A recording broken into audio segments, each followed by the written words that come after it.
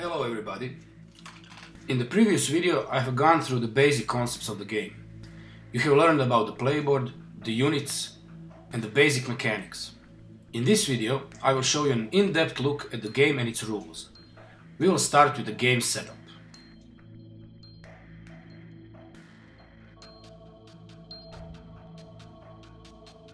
Kronocell was designed to be scalable, meaning you can choose the army size for each game.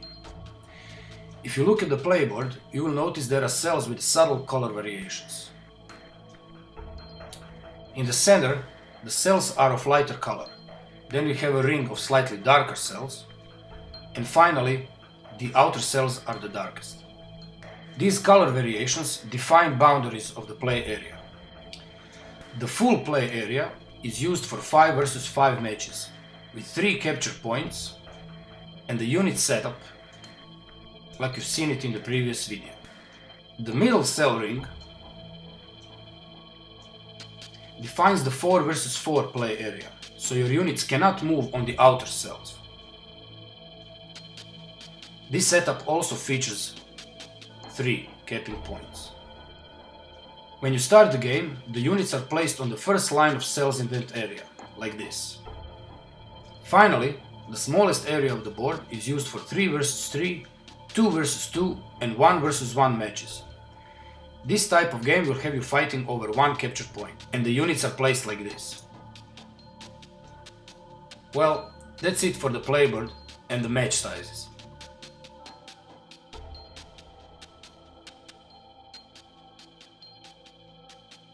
When it's your turn, you can either move a unit or play a card. You cannot do both on the same turn. Note that you don't have to move the unit its maximum movement speed.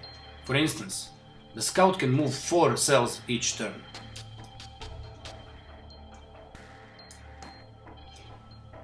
But you can move 3, 2 or 1. However, you must either move or play a card. You cannot be idle while it's your turn. There is a special rule to this while capping the point, but we'll get to that later. Once your turn is over, so either moving or playing the card, move the turn marker 1 space to the right, indicating that your turn is over. During the opponent's turn, you can only react to his actions, meaning if he played a card, you are also allowed to play a card. You can choose if you want to play a card or not. If he only moved his unit, the turn is over and you have the initiative again.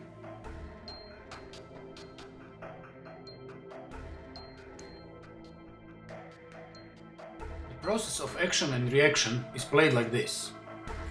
The attacking player chooses a card and places it face down on the table. We will keep the cards face up during this video. The reacting player now chooses whether he wants to react or do nothing. If he chooses to react, he picks a card and places it on the table, also face down. The attacking player reveals his card and points which unit he is attacking.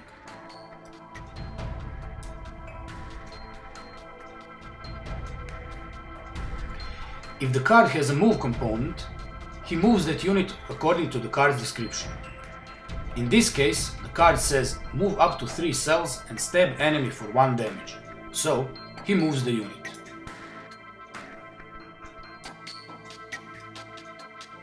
Now, the reacting player shows his card. The card with a lower value in the upper left corner wins, meaning it was executed before the opposing card. Shield block successfully blocked the damage, and the guard doesn't lose any health. Once the cards are revealed and the outcome has been resolved, meaning loss of points, stuns, etc., take the cooldown value, shown in the upper right corner of the card, and add it to the current turn. In this case, we are on turn 1. The card says cooldown is 2, so we place it under turn number 3. This one has a cooldown of 3, so we place it on the turn number 4. Cards on the turn counter are also placed face down, but I suggest you play the first couple of games with the cards revealed to memorize each cooldown. The turn is finalized with the attacking player moving his turn marker. Once the turn marker passes the card, you can take it back to your hand.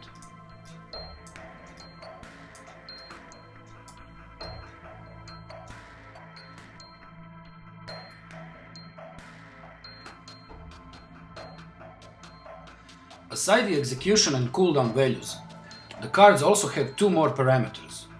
The first one is the range, shown in the left lower corner of the card. The uppercut has a range of 1, meaning if this card is played against the scout in this situation, it won't do anything, as the scout is 2 cells away. If the situation was like this, we would be in range and the scout would lose 2 points. Once the hit points reach 0, place the health counter over the unit's portrait, indicating that it is out of play. Like this. Some cards have a range displayed in 2 numbers, for instance air slam and charge. 2 to 3 means that the minimum range is 2 and the maximum is 3, meaning the guard can jump either here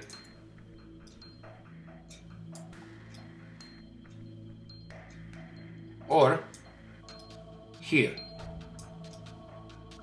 Also, notice the shape of the icon of the air slam and compare it to the charge. Air slam has a circular icon, while charge has arrows. The first one is radial movement, meaning you can jump on any cell in the range.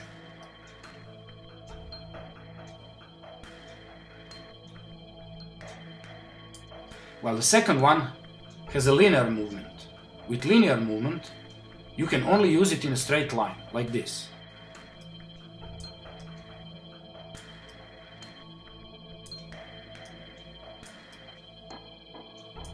The last card feature is a description. The text might sometimes refer to the enemy unit, like on uppercut, which says pushes enemy unit 1 cell, dealing 2 damage, or it can refer to a unit. If it only says unit, you can use it on both enemy and friendly unit. For instance, you can use charge against an enemy scout,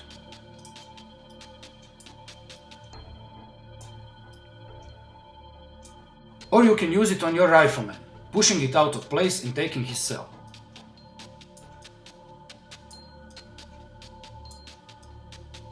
So, read the descriptions carefully and you will find multiple uses for one card.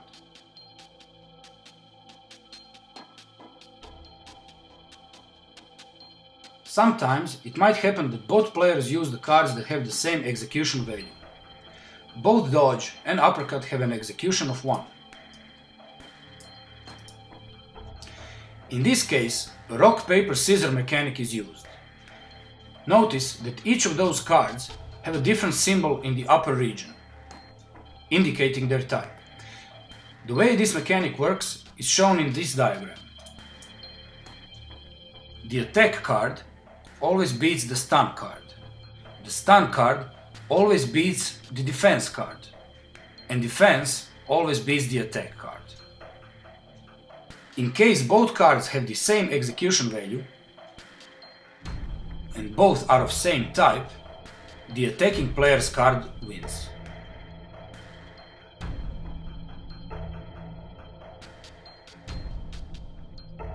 You can also do card bluffs, forcing your opponent to react and use one of his strong cards. For instance, you play shield block, and your opponent might think you are using air slam or charge, so he plays stab to counter your move. The shield block does nothing, and his stab does nothing, but now you have the advantage, as you manage to take out one of his important actions in the coming turns.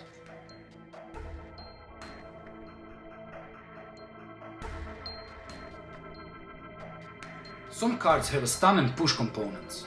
Let's have a look what stun does. Bear Mace stuns enemy unit for 1 turn, dealing 1 damage.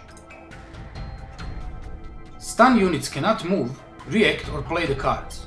When the unit is stunned, place the stun marker on the turn counter depending on the stun duration.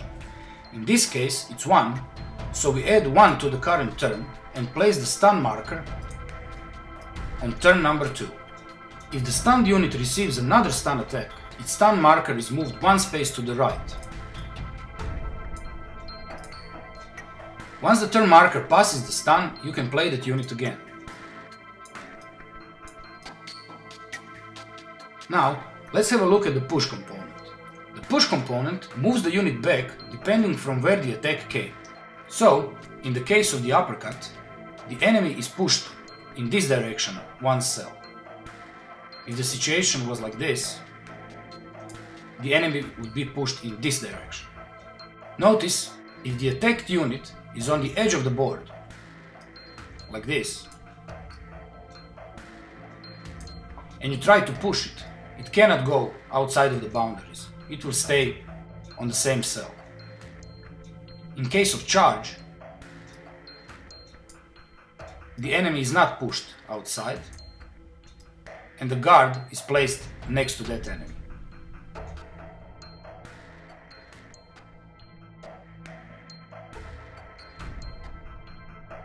Capturing a control point is the ultimate objective in Kronocell.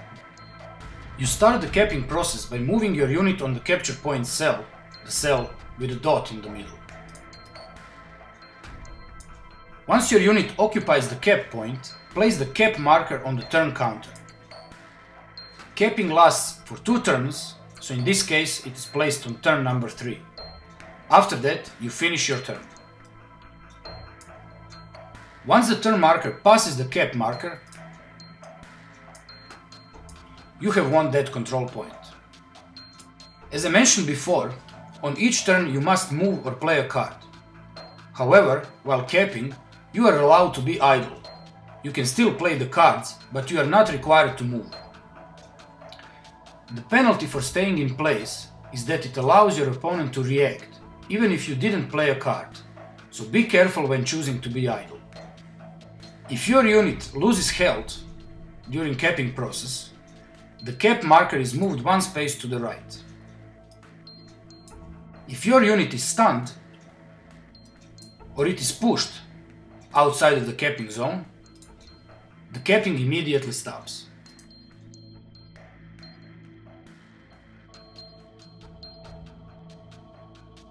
Now that we have covered all the rules, mechanics and special situations, in the next video I will take you through the tactics used while playing a guard and show you how you approach this game.